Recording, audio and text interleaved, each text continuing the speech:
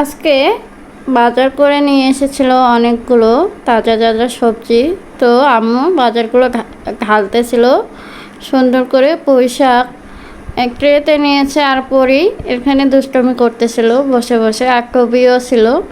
দুই ভাই বোনে অনেক জ্বালাচ্ছিল, সরতেছিল না। তাই আমি ভাবলাম যে পুঁই শাকের সাথে ওদেরকেও ভিডিও করিনি। দেখুন অনেক ওরা দুষ্টমি করতেছে। আমরা যেখানে কাজ করি না কেন ওরা এখানে থাকেই, বুঝছেন। আম্মু রান্নাঘরে তরকারি কেটে নিলেও ওইখানে যা বসে থাকে সুন্দর করে, কিন্তু একটা কিছু করে না, কিন্তু বসে থাকে। দেখে কি যে দেখে জানি না। তো এই তো সজনা নিয়ে এসেছিল। সজনা কাকা খাওয়া তো খুবই উপকারী, আপনারা জানেন।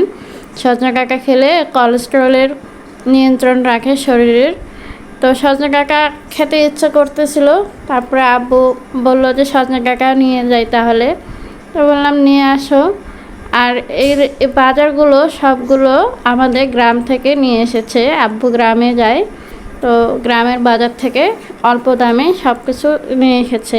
আমাদের এখানে তো অনেক দাম সব কিছুরই, শহরেই।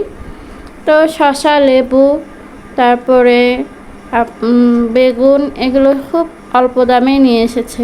আর এই যে দেখুন পরি কিন্তু বসে আছে। পরি একটুকু নড়তেছিল না, একটুকু জ্বালায়নি, তবে বসে থাকে কেন জানি।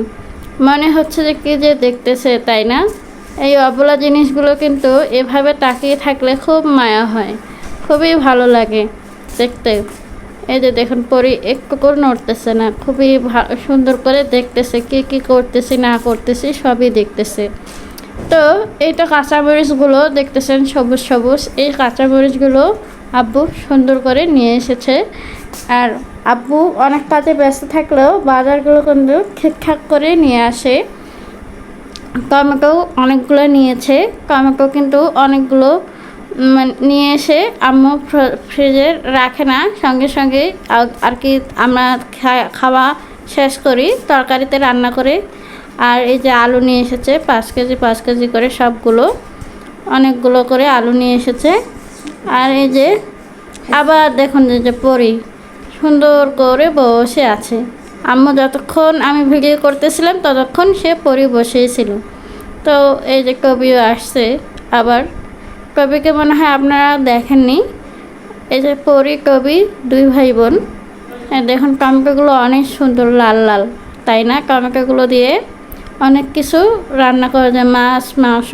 মাছই বেশি সবচেয়ে ভালো হবে মাছ দিয়ে রান্না করলে, কালারটাও কিন্তু খুব সুন্দর হয়। তো আমার বাজারের ভিডিও কেমন লাগলো জানাবেন, সবজিগুলো কেমন হয়েছে। ধন্যবাদ সবাইকে, পাশে থাকবেন।